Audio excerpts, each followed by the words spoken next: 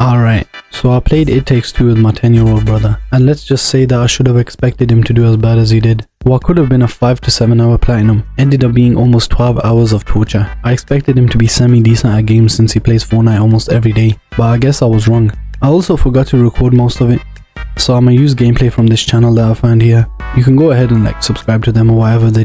They do full playthroughs without any commentary, so if you want to go ahead and check them out, I'll put it in the description. And honestly, we both just agreed on skipping cutscenes, so we had no idea on the storyline, which was a good idea because the amount of times he died, it made up for how much time we would have wasted watching cutscenes. Anyways, so the game starts out in the shed. This is where we learned the game's mechanics, like dash, double jump and grinding. We had to get these batteries, I don't know what to call them. They ran away, so we had to go and get them back. And then that opened the steps, and then there was a cutscene, we skipped it. And then after a lot of parkour and mini games, we got into a boss fight with a vacuum, which looked easier than it was because my brother kept dying every time we would get an opportunity to deal damage.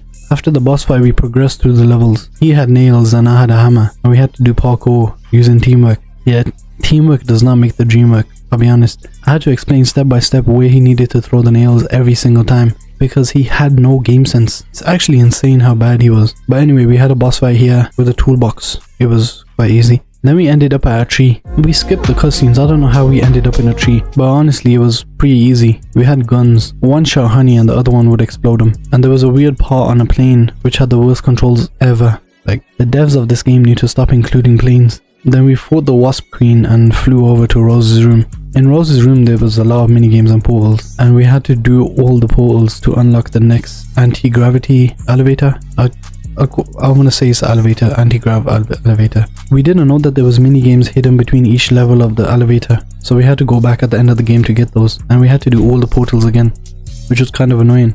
At the end of the level we fought Moon Baboon. This boss had me on the edge of my mental capacity because my brother had no game sense. Just watch this gameplay. He literally made me survive so long there was barely anywhere for me to land on the floor. It was the most stressful part of the game. Just look at how many times he's dying here. Oh my, bro, I'm getting PTSD just watching this again.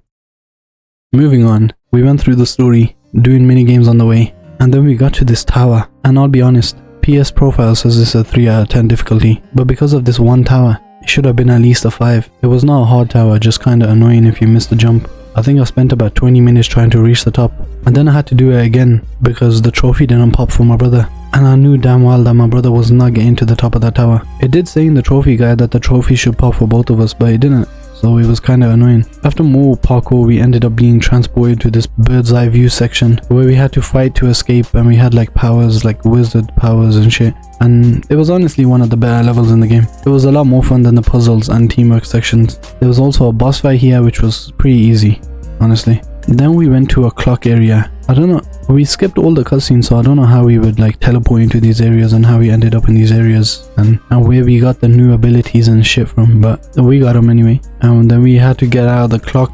It took a while to do, but it was honestly the easiest part of the whole game. Yeah, then we ended up in a snow globe, which honestly had some of the better puzzles.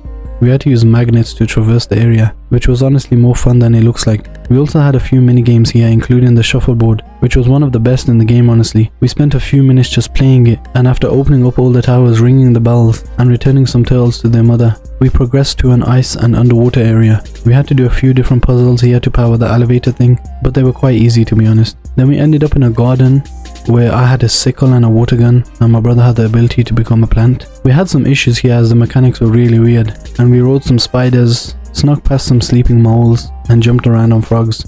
After that we ended up in a greenhouse where we fought the boss and then went to the attic. We used musical abilities to progress through a lot of parkour and also collected the minigames on the way. We also had a little Rainbow Road area with some parkour in and an area where we could fly around, and we needed to free the orchestra, so we had to fight these dragon things, I guess.